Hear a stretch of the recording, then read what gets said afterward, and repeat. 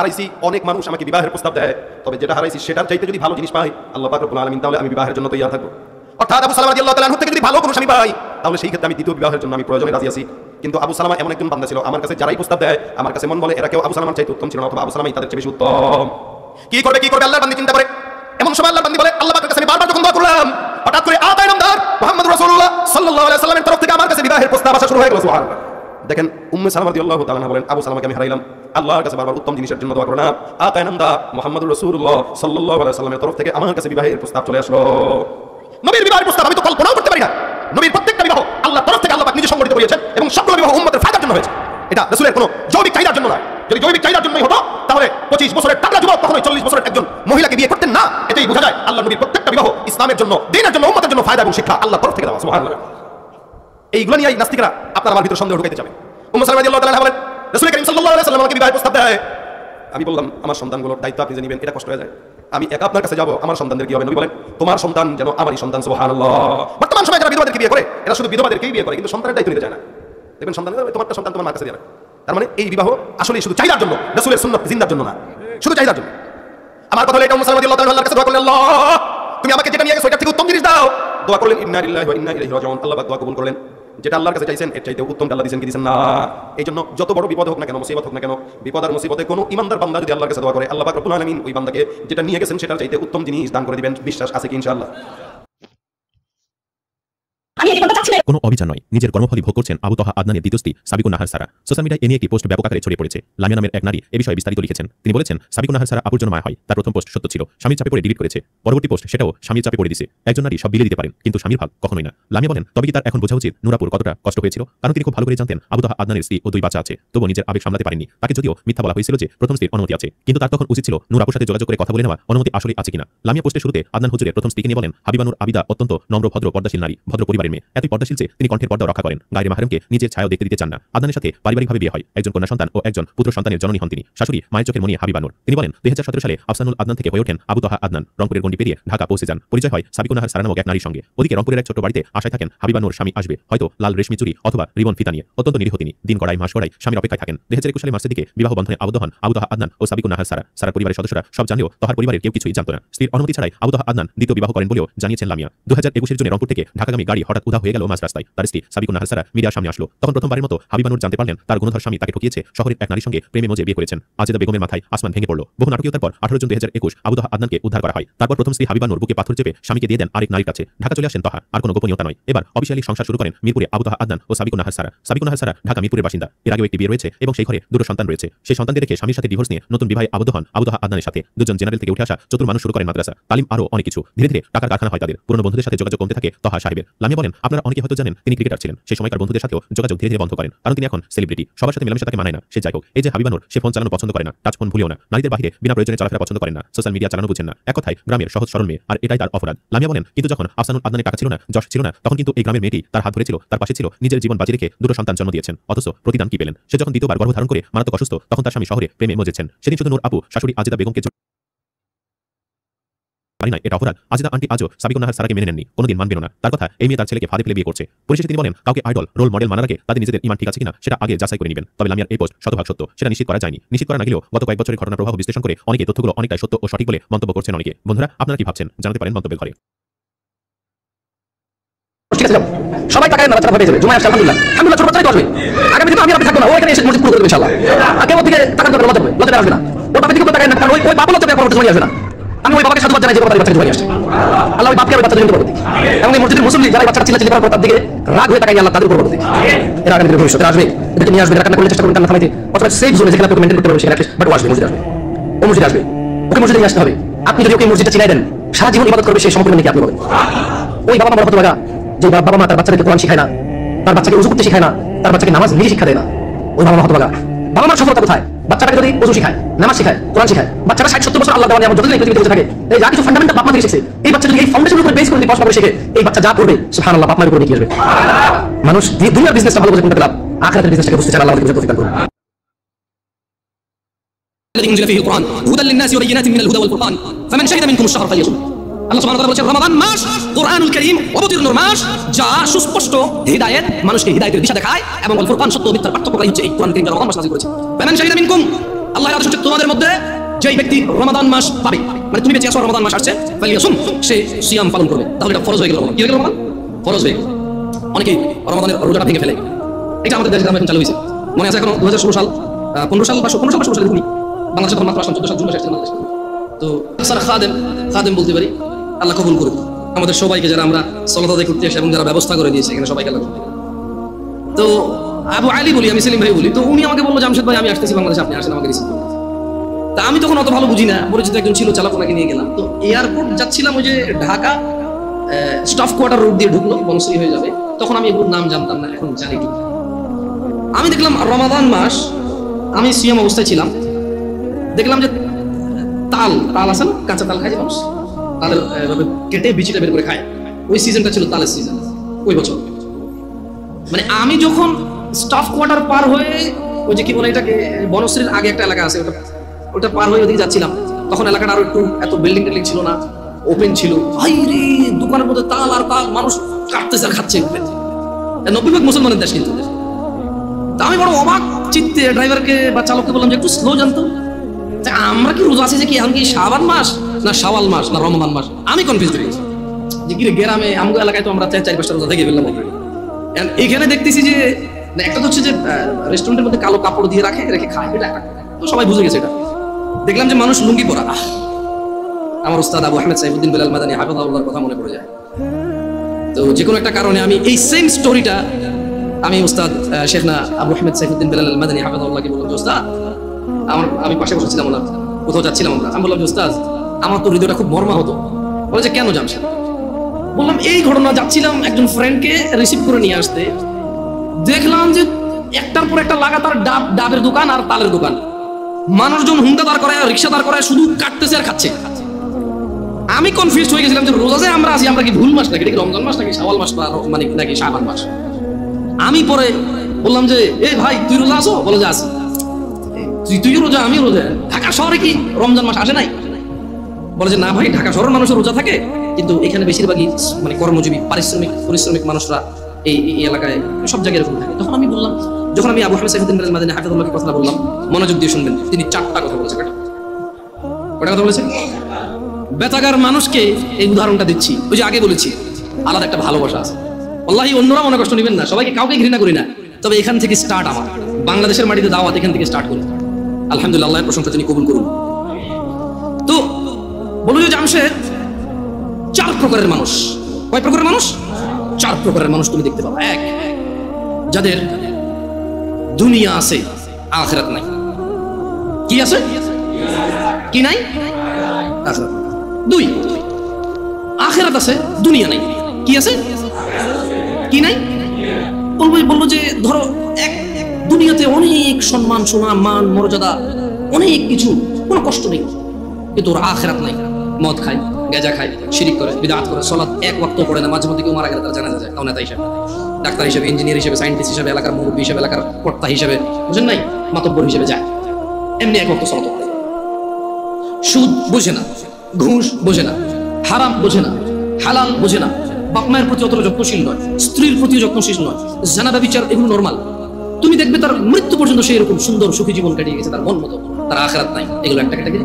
2, আখিরাত আছে, মরলেই আল্লাহ ওকে সুখ আর সুখ দেবে, ওকে আল্লাহ জান্নাতের বিছানা বিছিয়ে দেবে, জান্নাতের চাদর পরিয়ে দেবে আল্লাহ। মরলেই কবর থেকে জান্নাতের সুখ পাওয়া শুরু হয়ে যাবে। ও মরে গেলে আল্লাহ সুবহানাহু ওয়া তাআলা ওর আবার রূহ দিবে, ফেরেশতারা প্রশ্ন করবে, ও জিতবে, উপরের থেকে শব্দ আসবে, ফাফরিশু ফিল জান্নাহ, একে জান্নাতের বিছানা বিছিয়ে দাও, ও জান্নাতের চাদর একে দিয়ে দাও। সুখ আসুক, সুবহানাল্লাহ। কিন্তু দুনিয়া দেখবা জীর্ণ শীর্ণ অবস্থা, কেউ ইজ্জত করে না, কোন মানুষ 5 আনার দাম দেয় না, কোন মানুষ তার পরোয়া করে না, অভাব, অনটন, অসুস্থতা, দরিদ্রতা, যেদিকে যায় শুধু শুকিয়ে যায়, শুকিয়ে যায়, শুকিয়ে যায়। কিন্তু আখিরাত আছে। কি আছে? তাহলে কয়টা ক্যাটাগরি গেল? 1, দুনিয়া আছে, আখিরাত। 2, দুনিয়া নাই, আখিরাত। 3, একটা ক্যাটাগরি আছে যাদের দুনিয়াও আছে, আখিরাতও আছে। সুবহানাল্লাহ। এরা দুনিয়া তো বেশ সুখের জীবন যাপন করে আল্লাহর সন্তুষ্টির সাথে। এদের যখন অসুখ হয় এরা সবুর করে, প্যানিক হয়ে যায় না, হতাশা হয় না। কোনো আসমানও যদি ভেঙে পড়ে এদের হৃদয় একটা প্রশান্তি আছে, আলহামদুলিল্লাহ এটা ভাঙলে আমার কি আছে, এটা কি আমার না, যারা আসলে সেই ভাঙছে আমার। যাদের ছেলে একটা মারা গেল, একবারে যুবক ডাক্তারি পাস করছে, এই সরকারি চাকরি পেয়ে যদি 2 লাখ টাকা বেতন মরে গেছে, এবার যে আলহামদুলিল্লাহ এটা কি আমার নাকি, আমি তো খালি মানে আমার পিঠের পাঁজর থেকে 1 ফোঁটা পানি বের হয়ে এই জন্য আল্লাহকে পৃথিবীতে পাঠাইছে। হ্যাঁ, আমার বৃদ্ধকালে হাতিয়ার হতে পারে, ও তো বাপ হওয়ার আগে মরে গেল, আমি তো বাপ, আলহামদুলিল্লাহ খুশি থাকে। দুনিয়া তো মানুষ ইজ্জত করে সম্মান করে, মানে কোন রকম দুনিয়া এবং আখিরাত কি এদের আছে। কয়টা ক্যাটাগরি হলো? সবচেয়ে পরের ক্যাটাগরিটা নিয়ে এমনি আমাকে বললো, জামশেদ তুমি যে ঘটনা আমাকে শোনালে এটার সাথে এই লাস্টের ক্যাটাগরিটা মেলে, যার দুনিয়াও নাই, এরা কারা? মুসলমান, বাপের নাম আব্দুল্লাহ, বাপের নাম আব্দুর রহমান, বাপের নাম মুহাম্মদ আহমেদ, বাপের নাম ইব্রাহিম, ইসমাইল, ইসহাক, ইয়াকুব, এর দুনিয়াও নেই, আখিরাতও নেই। রাসূল সাল্লাল্লাহু আলাইহি ওয়াসাল্লাম বলেছে, ধনীদের 500 বছর পূর্বে দরিদ্র জান্নাতে প্রবেশ করবে। কত বছর পূর্বে? এই দরিদ্র জান্নাতে যাবে যে সালাত আদায় করে না, সিয়াম পালন করে না, ও সারা দিন কাজ করলে খেতেই পারে, জমি কিনতে পারে না, জায়গা কিনতে পারে না, ঘর করতে পারে না, বাড়ি করতে পারে না, কোথাও গিয়ে দাওয়াত খেয়ে 1000 টাকা দিতেও পারে না, কেউ ওকে তাই দাওয়াতও দেয় না। ও সারা দিন সিগারেট খায়, রোজা ভাঙে, হালকা কিছু সিগারেট, হালকা কটা ভাত খেয়ে বলে যে রিক্সা চালাই, বলে যে মাঠে কাজ করি। লা হাওলা ওয়ালা কুওয়াতা ইল্লা বিল্লাহ। ও তুমি মুসলমান শুনো, সিয়াম এটা ফরজ প্রত্যেক মুসলমান নারী এবং পুরুষের জন্য। মহিলারা তাদের বিশেষ কিছু কারণে তারা রোজা থাকবে না, পরে আবার কাজা করে নিতে হবে, পূরণ করে দিতে হবে। জেনে নাও বেতাকাবাসী, জেনে নাও আমার ভাইয়েরা, যেই রোজাকে তুমি ভাঙছো রমাদান মাসের, তুমি জেনে নাও এটা সাধারণ কিছু না। রাসূল সাল্লাল্লাহু আলাইহি ওয়াসাল্লাম বলেছে, একটা রমজানের রোজা যে ভাঙলো ইচ্ছা করে, কোনো কারণ ছাড়া, এই লোক রমজানের পরে লাগাতার না, থেমে না, লাগাতার একটার বদলে 2 মাস রোজা পালন করতে হবে। ভাবা যায় এটা কি? তুমি একটু ভাবো, রমজান মাসের একটা রোজা ভাঙলে রমজানের পরে একটার বদলে কাফারা হচ্ছে লাগাতার 2 মাস সিয়াম। এরপরে এটা গেল জরিমানা, এটা গেল কি? এটা গেল জরিমানা। এরপরেও তোমার মাপ চেয়ে নিতে হবে রোজা যে ভাঙছো বিনা কারণে। তাওবা, ইস্তিগফার, আল্লাহর কাছে ক্ষমা চেয়ে নিতে হবে রোজা ভাঙার কারণে। মানে একটা রোজা ভাঙার কারণে 2 মাস রোজা থাকলো যথেষ্ট, কি বাকি আছে? মাপ চেয়ে নিতে হবে। এবার মাপ পাইছো না পাইছো এটা কে জানে? একটু ক্লোজ হয়ে বসবেন নাকি, মানুষজন বুঝতে পারছে না, পরে না হয় নামাজের একটা ব্যবস্থা হয়ে যাবে। আবুল আঙ্কেল আসেন, বাইরে ওই কার্পেট থাকলে একটু কিছু বিছিয়ে দেন। আবুল আসেন, দেখো বাইরে কার্পেট থাকলে একটু বিছিয়ে দেওয়ার ব্যবস্থা করো। তাহলে যেই রোজা আমরা ভাঙি, এটার একটার বদলে কাফারা কত মাস রোজা? এটা কি মানে ভাঙে রাখা যাবে নাকি লাগাতার? আল্লাহু আকবার। শোনো বেতাকাবাসী, আমার ভাইয়েরা, যারা তোমরা ঈমান এনেছো রবের প্রতি, রব তোমাদের বলছে, ইয়া আইয়ুহাল্লাযীনা আমানু কুতিবা আলাইকুমুস সিয়ামু কামা কুতিবা আলাল লাযীনা মিন ক্বাবলিকুম লাআল্লাকুম তাত্তাকুন। বেতাকাবাসী, তোমরা যারা আল্লাহর প্রতি ঈমান এনেছো, যারা তোমরা ঈমান এনেছো শেষ দিবসের প্রতি, যারা তোমরা জানো এই পৃথিবী চিরস্থায়ী নয়, মৃত্যুর পর সাক্ষাৎ করবে তোমরা পৃথিবীর প্রতিপালক মানুষের স্রষ্টার সাথে, যিনি আমাদের সব কর্মকাণ্ডের হিসেব রক্ষা করছেন, এবং সেই হিসেবের সম্মুখীন আমরা হতে হবে। তিনি বলছেন, হে তোমরা যারা ঈমান এনেছো, কুতিবা আলাইকুমুস সিয়াম, তোমাদের উপর রোজাকে ফরজ করা হয়েছে, তোমাদের উপর রোজাকে অনিবার্য করা হয়েছে, তোমাদের উপর রোজাকে করতেই হবে বলে করা হয়েছে। কেউ এটা থেকে পার পাবে না। কামা কুতিবা আলাল লাযীনা মিন ক্বাবলিকুম, ও মুহাম্মদের উম্মতরা সাল্লাল্লাহু আলাইহি ওয়াসাল্লাম, তোমরা যারা ঈমান এনেছো আল্লাহর প্রতি, জেনে রাখো তোমাদের উপর রমাদানকে ফরজ করা হলো, যেমন তোমাদের পূর্ববর্তী, তোমাদের আগে যে নবী রাসূল এসেছে, তোমাদের আগে যে উম্মতরা ছিল, ওদের উপরও যেমন রোজা ফরজ ছিল, ঠিক তোমাদের উপরও তেমন রোজা ফরজ। কেন এই রোজা ফরজ করে? আল্লাহ বলছে যে আল্লাহ নাকি এটা দয়া করেছে। তোমরা কি আল্লাহ দয়া নিতে চাও না? নিতে চাও? তবে শোনো, তোমাদের রব বলছে, কামা কুতিবা আলাল লাযীনা মিন ক্বাবলিকুম, যেমনটা রোজা ফরজ ছিল তোমাদের পূর্ববর্তীদের উপরে, তো রোজা থাকলে কি হবে? লাআল্লাকুম তাত্তাকুন।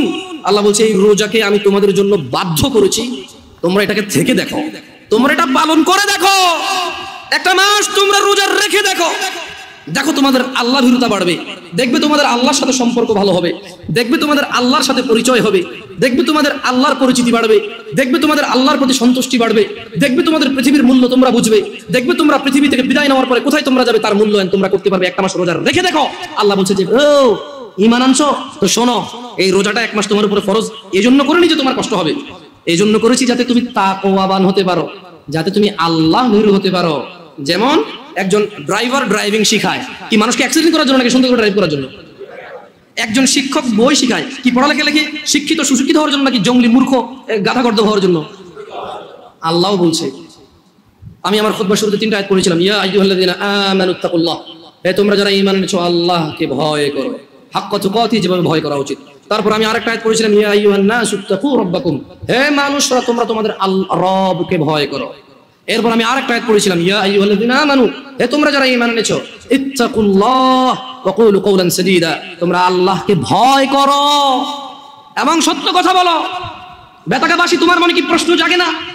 জামিয়া আল আকসার আজকের মসজিদের সম্মানিত মুসল্লিরা, আপনাদের মনে কি প্রশ্ন জাগে না? আল্লাহ বারবার বলছে ভয় করো রবকে, যেভাবে ভয় করা উচিত। হে মানুষ, তোমরা তোমাদের রবকে ভয় করো, যিনি তোমাদেরকে সৃষ্টি করেছেন একজন মানুষ থেকে, তারপর বিভক্ত করেছেন নর এবং নারীতে। আপনাদের মনে কি প্রশ্ন জাগে না? আল্লাহ বলছে যে হে মানুষ, তোমরা যারা ঈমান আনছো তোমরা আল্লাহকে ভয় করো এবং সত্য কথা বলো। কিভাবে আল্লাহকে ভয় করব? প্রশ্ন জাগে কিনা? এই সূরা বাকারার 183 নম্বর আয়াত আল্লাহ বলছে যে কুতিবা আলাইকুমুস সিয়াম কামা কুতিবা আলাল লাযিনা মিন ক্বাবলিকুম লাআল্লাকুম তাত্তাকুন, তোমাদের উপরে রোজাকে ফরজ করেছি যেমনটা তোমাদের পূর্ববর্তীদের উপরে ফরজ ছিল, যাতে তোমরা আল্লাহকে ভয় করতে পারো। তাহলে আল্লাহ বারবার বলছে আল্লাহকে ভয় করো। আল্লাহকে যে ভয় করছে এর প্রমাণ কি? এটা অনেকগুলো আমালের মাধ্যমে প্রমাণ করতে হবে যে আমরা আল্লাহকে ভয় করি, কিন্তু খুবই ইম্পর্টেন্ট যেটা আল্লাহ সুবহানাহু ওয়া তাআলা উল্লেখ করেছে, একেবারে সরাসরি কথা বলেছে যে কামা কুতিবা আলাইকুমুস সিয়াম লাআল্লাকুম তাত্তাকুন, তোমাদের উপরেও রোজাকে ফরজ করা হয়েছে যাতে তোমরা আল্লাহকে ভয় করতে শিখো। তোমরা কি আল্লাহকে ভয় করতে শিখবা? সামনে রমাদান মাস আসতেছে, তোমরা তোমাদেরকে প্রস্তুত করো। আমি যারা ভ্যান চালায়, রিক্সা চালায়, অথবা খেটে খাওয়া, দৈনিক দিনে কাজ করে দিনে খায়, সবাইকে অনুরোধ করে বলবো আপনারা রমাদান মাসের জন্য কিছু কিছু কিছু কিছু কিছু জমান। যদি এমনটা হয় যে রিক্সা আপনার রোজা নিয়ে নেবে, ভ্যান আপনার রোজা নিয়ে নেবে, যদি এমনটা হয় মাঠের ওই বীজ বপন আপনার রোজা নিয়ে নেবে, যদি এমনটা হয় ওই গাছ কাটতে গিয়ে আপনার রোজা নিয়ে নেবে, যদি এমনটা হয় ওই মাটি কাটতে গিয়ে মাটি আপনার রোজা নিয়ে নেবে, যদি এমনটা হয় এই বাস ড্রাইভিং, এই বাস আপনার রোজা নিয়ে নেবে, যদি এমনটা হয় মানুষ যে তোমার দিন মজুরি, তোমার দিনের কর্ম তোমার রোজা নিয়ে নেবে, আল্লাহ ভীরুতা নিয়ে নেবে, তবে তুমি বাদ দিয়ে দাও ওই ভ্যান রোজার জন্য। ও এখন বলবে জামশেদ ভাই বড় অযৌক্তিক কথা বললেন, পেট না চললে তখন বুঝতেন। আরে তুমি, তোমার মেয়েটা জন্ম হলো বাঁচবে কিনা জানো না, তার জন্য গাছ লাগাও, মাছ পালো, ডিপিএস করো, সুদ ঘুষ হারাম কিচ্ছু তুমি পরোয়া করো না। কবে তোমার মেয়ে বড় হবে এই আরেক বেটার সাথে ভেগে যাবে, নাকি তোমার কথা মতো বিয়ে করে তোমার খরচ যেটা তুমি জমাচ্ছ সেই খরচ তুমি করতে পারবে? তাও তো তুমি নিশ্চিত না। তবুও তুমি মাসে মাসে 2000 করে রাখছো কেন? সিয়ামের জন্য কি তুমি এই প্রস্তুতি নিতে পারো না? ও ভাই, তুমি যদি দিনের বেলা রিক্সা না চালাও, দেখবে যে সব লোক রাতে সন্ধ্যায় বের হচ্ছে। ভাই, তোমার দোকান খোলাতে যদি রোজা নষ্ট হয়ে যায়, দেখবে তুমি যখন দোকান দিনে খুলবা না তখন রাতেই তোমার বিক্রি হচ্ছে। কারণ মনে রাখবা এই নাঙ্গলকোটবাসী এই আশপাশ থেকে বাজার করে, দিনের বেলা দোকান না পেলে রাতে হলেও করতে হবে। দোকানই এগুলো, মানুষই এগুলো। বুঝাইতে পারেনি মনে হয় কেন ভয় পাচ্ছ রিজিক? মানুষ। عن ابن عمر رضي الله عنهما قال, ইবনে উমর রাদিয়াল্লাহু আনহুমা থেকে বর্ণিত, তিনি বলেন قال رسول الله صلى الله عليه وسلم, রাসূলুল্লাহ সাল্লাল্লাহু আলাইহি ওয়াসাল্লাম বলেছেন বুনিয়াল ইসলামু আলা খামস, ইসলামের স্তম্ভ 5টি। তো কি? শাহাদাতি আল্লা ইলাহা ইল্লাল্লাহ ওয়া আন্না মুহাম্মাদার রাসূলুল্লাহ। এই ইসলাম, পুরো ইসলামটা এই 5টা খুঁটির উপরে আছে। এই 5টা খুঁটির উপরে আছে, এরকম 5টা খুঁটির উপরে এই বুনিয়াল ইসলাম আলা খামস, এই 5টা স্তম্ভের উপর ইসলাম। তোমার যত আমাল, তোমার যত সৎকর্ম, তোমার যত নেকির পূর্ণ কাজ, সবকিছু এই 5টা আমালের মধ্যে আছে। এই 5টা খুঁটির মধ্যে আছে তোমার সমস্ত আমাল, ভালো অথবা মন্দ। ইসলামটাই ঠিক আছে 5টা খুঁটির মধ্যে। বুনিয়াল ইসলাম আলা খামস, 5টা স্তম্ভের মধ্যে ইসলামটা আছে। ইসলামের স্তম্ভই হচ্ছে 5টা। তো 1 নম্বর স্তম্ভ কি? 5টি স্তম্ভের মধ্যে একটি স্তম্ভ হচ্ছে আল্লাহকে সাক্ষ্য দেওয়া যে তিনি ছাড়া কোনো মাবুদ ইবাদত যোগ্য, উপাস্য যোগ্য, পরোয়া যোগ্য, ভয় যোগ্য দিতে পারে এমন কেউ তিনি ছাড়া নেই। তিনি ওয়াহাব, তিনি রহমান রহিম, ওয়াদুদ, গফুর, করিম, তিনি সত্তার, জব্বার, তিনি কাহার, তিনি বিচার দিবসের মালিক, তিনি পৃথিবীর মালিক, তিনি আসমান ও জমিনের মালিক। লা ইলাহা ইল্লাল্লাহ, কোনো ইলাহা নেই, কোনো মাবুদ নেই, কোনো হকদার নেই আল্লাহ ছাড়া ইবাদতের, এইরকম সাক্ষ্য দেওয়া।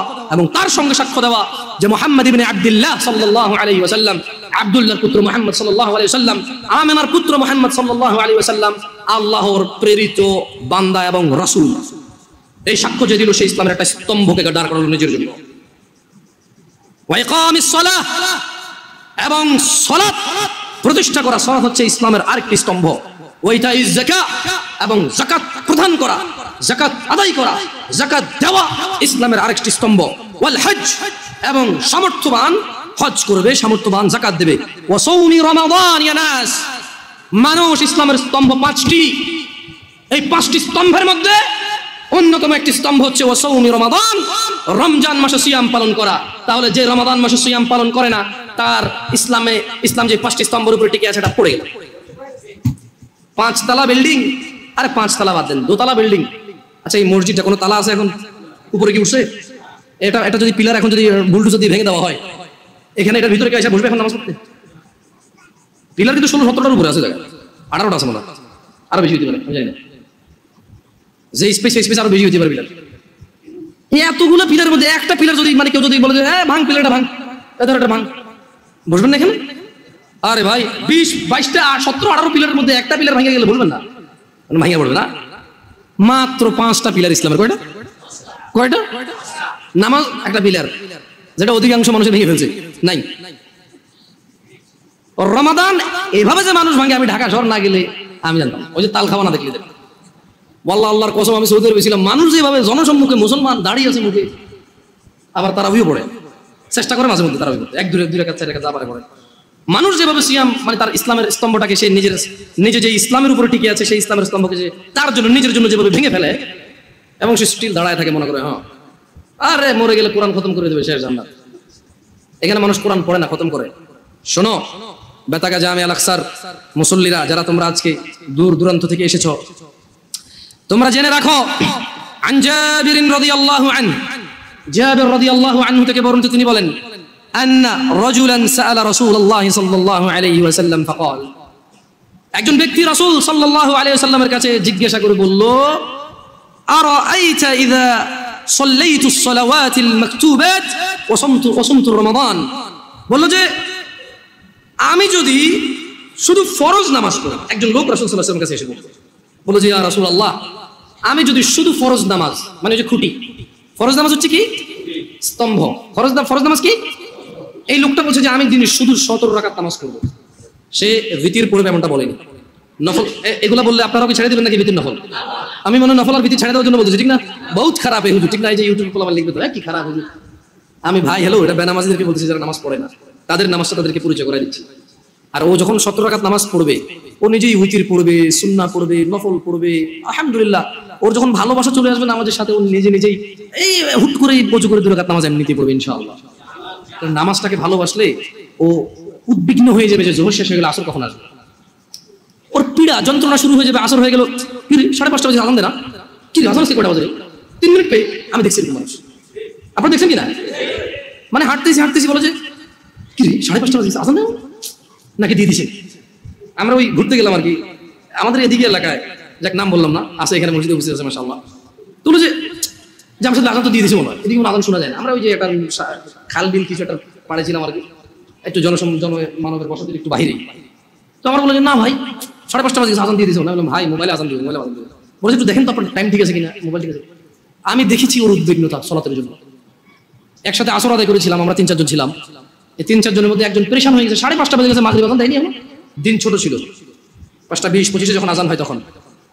তো শোনো বেতাকার মানুষ, রাসূল সাল্লাল্লাহু আলাইহি ওয়াসাল্লামের কাছে একজন ব্যক্তি এসে বলল, ইয়া রাসূলুল্লাহ, আমি যদি শুধু দিনে 17 রাকাত ফরজ সালাত আদায় করি এবং রমজান মাসে রোজা রাখি, ওয়া আহলালতুল হালাল ওয়া হারামতুল হারাম, এবং হালালকে হালাল হিসেবে, হারামকে হারাম হিসেবে মেনে চলি, ওয়ালাম আযিদ আলা যালিকা শাইআ আদখুলুল জান্নাহ। একজন লোক কার কাছে এসেছে? মুস্তাফা সাল্লাল্লাহু আলাইহি ওয়াসাল্লামের কাছে এসে বলল, ইয়া রাসূলুল্লাহ, আমি যদি দিনে শুধু 17 রাকাত নামাজ, বাস, ফজর 2, জোহর 4, আসর 4, মাগরিব 3, ইশা 4, বাস।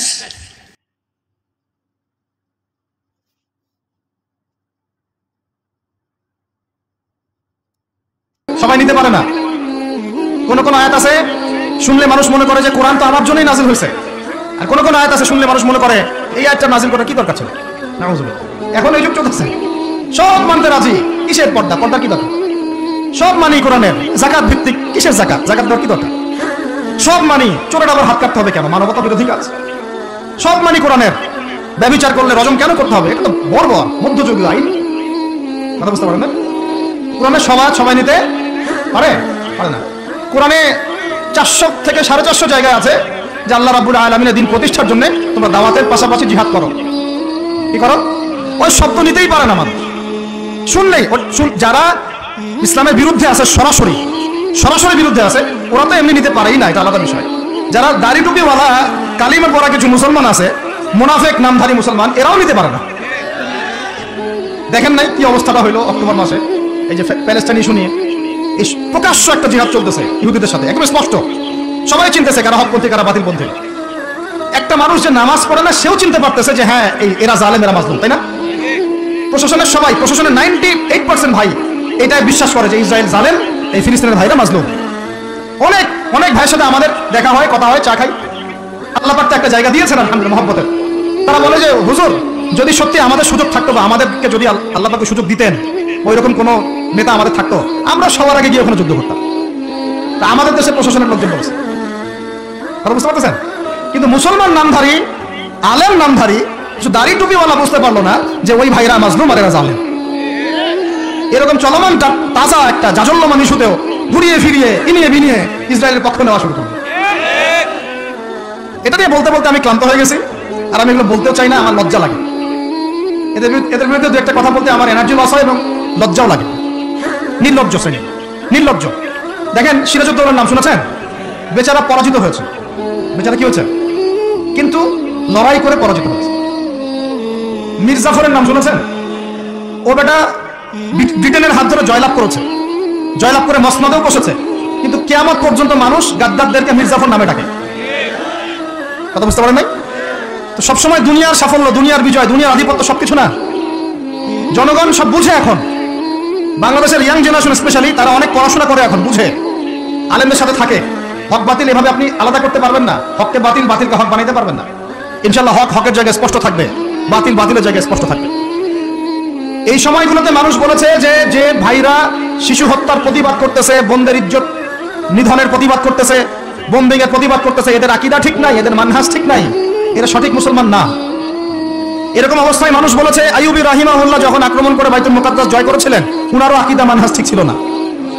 এরকম অবস্থায় মানুষ বলেছে বাংলাদেশের মাটিতে বসে দাড়ি টুপিওয়ালা পাগড়ি জুব্বা নিয়ে বলেছে যে হামাস এটা বিচ্ছিন্ন জনগোষ্ঠী এবং ওই নাকি অপরাধী, সক্ষমতা নাই, কেন সে যুদ্ধ করতে গেল। বলেছে যে হামাসকে সৃষ্টি করেছে নাকি ইসরায়েল। তো এই হলো অবস্থা। না এদের আকীদার কোনো সঠিক জ্ঞান আছে, না সত্যিকারের মানহাজের সঠিক জ্ঞান আছে, আর না ইতিহাসের কোনো সঠিক জ্ঞান আছে। হামাস সৃষ্টি হয়েছে 1994 সালের দিকে। কত সাল বলেন? 1989 থেকে 92 সালের মধ্যে একটা চুক্তি হয়েছিল। আমি তো বলি আমার সামনে বসান, আর বসতে চাইলে অনলাইনে বাহাসের কথা বলে, তো অনলাইনে না, যদি পান আপনারা ধরে নিয়ে আমাদের মাদ্রাসায় নিয়ে আসবেন। ধরে কি করবেন? আমাদের মাদ্রাসার সামনে বসাই দিবেন। অনলাইনে কোনো বাহাস হয় না, অফলাইনে হবে সামনাসামনি। কিতাব যত কিতাব আছে নিয়ে আসুক, সমস্যা নাই, কিন্তু অনলাইনে না। হবে কোথায়? অফলাইনের সামনাসামনি টেবিল থাকবে, দুই দিকে দুজন বসবে। প্রয়োজনে প্রশাসন থাকবে, প্রয়োজনে আমাদের আরো বড় বড় ওলামায়ে কেরাম থাকবেন, তারা এখানে এটাকে জাজ করবেন। এই যে কথাটা বললো, হামাসকে সৃষ্টি করেছে কি ইসরায়েল। আমি শুধু অর্থনীতি নিয়ে পড়ি নাই, আমরা 6টা সাবজেক্ট নিয়ে পড়ছিলাম ইউনিভার্সিটিতে। আমাদের ফ্যাকাল্টির মধ্যে 6টা সাবজেক্ট মেইন ছিল, মেজর। একটা হলো ফিলোসফি, একটা হলো ইংরেজি, একটা অর্থনীতি, একটা গ্লোবাল অ্যাফেয়ার্স মানে জিওপলিটিক্স, যেটাকে আমরা জিওপলিটিক্স বলি, আর একটা হচ্ছে হিস্ট্রি, আর একটা হচ্ছে পশ্চিমা দর্শন। যে পশ্চিমা দর্শনে এতগুলো কথা আমরা বলি, এমনি বলি না, আমরা জানি ওদের দর্শনের মধ্যে কোথায় কুফর আছে, কোথায় শিরক আছে। এখন ইতিহাস আপনাকে ছোট্ট করে বলতেছি, 1989 সালে একটা চুক্তি হয়েছে ফিলিস্তিনের সাথে। এই চুক্তিটা 89 থেকে 92 এর মধ্যে, এই চুক্তিটার নাম হচ্ছে অসলো শান্তি চুক্তি। বলেন কি বললাম? এই চুক্তিটা সাধারণ ফিলিস্তিনি যারা তাদের ভূমি ফেরত চায়, যারা ইসরায়েলের পতন চায়, যারা এই জুলুমের বিরুদ্ধে দাঁড়িয়ে আছে, ওরা মেনে নেয় নাই। তো যারা মেনে নেয় নাই, পরবর্তীতে তারা এই হামাস নামক সংগঠনটা তৈরি করেছে। এটা সশস্ত্র অবস্থা, ওদের দুইটা অংশ আছে, একটা আল কাসাম ব্রিগেড, আর একটা হচ্ছে দাওয়ার জন্য। কিছু মানুষ দাওয়াতের মেহনতে থাকে, কিছু মানুষ সশস্ত্র যুদ্ধ করে। এটা উড়ে এসে জুড়ে বসে নাই, এরা বিগত প্রায় 75 বছর থেকে ধাক্কা সহ্য করতে করতে করতে করতে আজকে বাধ্য হয়ে যায় আসছে। একটা কিতাব বাজারে আসবে ইনশাআল্লাহ, আপনারা দোয়া করেন যেন কিতাবটাকে মানে সবচেয়ে সেরার হবে, যেন আল্লাহ পাক আনার তৌফিক দান করেন। এর নাম হচ্ছে হুরমাতুল আকসা। কি নাম? আল্লাহ পাক যেন তৌফিক দান করেন, আমিন। একদম বিগত 5000 বছরের ইতিহাস আপনাকে দিয়ে দিব। কত বছর? 5000 বছর পুরাতন ঘটনা আল আকসা। কত বছর ভাই? 5000 বছর। ওইটা ইব্রাহিম আলাইহিস সালামের হিজরতের জায়গা। ওখান থেকে ইয়াকুব আলাইহিস সালামের ছেলেরা মিশরে আসছে। ওইখান থেকে মুসা আলাইহিস সালামের যুগে তারা আবার গিয়েছে আল আকসা দখল করতে। ওইখানে আমালেকা সম্প্রদায়ের সাথে জিহাদ হয়েছে। তালুতের বাহিনীর মধ্যে দাউদ ছিলেন, তিনি জালুতকে পরাজিত করে ওইখানে ইসলামী খেলাফত কায়েম করেছিলেন 40 বছর। তারপরে আসছে সুলাইমান আলাইহিস সালামের 40 বছর। তারপরে ওদেরকে নেবুজাদনেজার বের করে দিয়েছে। তারপরে ঈসা আলাইহিস সালাম আসছেন, ঈসা আলাইহিস সালামকে তারা মানে নাই, আল্লাহ পাক আবার নির্যাতন মানে শাস্তি দিয়েছেন টাইটাসের হাতে, রোমান সেনাপতি টাইটাসের হাতে। তারপরে এরা মদিনায় গিয়ে আক্রাগারে বনু কুরাইজা, বনু কাইনুকা, বনু নাজিরে, খাইবারে এদেরকে আল্লাহ নবী যুদ্ধ করে বের করে দেন। পরে এই 1250 বছর ইসলামী খেলাফতে ওরা জীবনেও বাইতুল মুকাদ্দাসে ঢুকতে পারে নাই। এই 1914 সালে এসে ঢুকছে। কত সালে?